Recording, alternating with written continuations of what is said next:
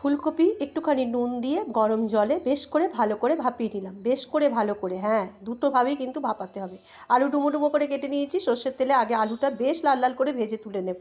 ধোয়াটা দেখে নীরবতা পালন করতে যাবেন না, তাড়াতাড়ি রান্নার কাজে হাত লাগাবেন। কড়াই খালি হয়ে গেছে, এবার জিরে ফোড়ন দিলাম, জিরে না দিলাম পাঁচ ফোড়ন দিয়ে দিলাম ফুলকপিটা।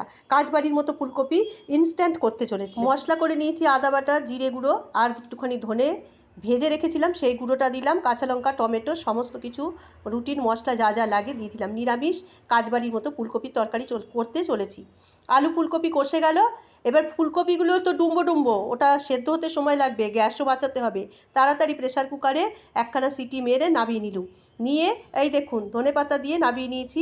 ইনস্ট্যান্ট কাজবাড়ির মতন ফুলকপির তরকারি যদি ভালো লাগে অবশ্যই একটা লাইক করে দেবেন, আর রাত্রিবেলায় রুটি খান, গরম ভাতে খেয়ে দেখুন, অসাধারণ লাগবে।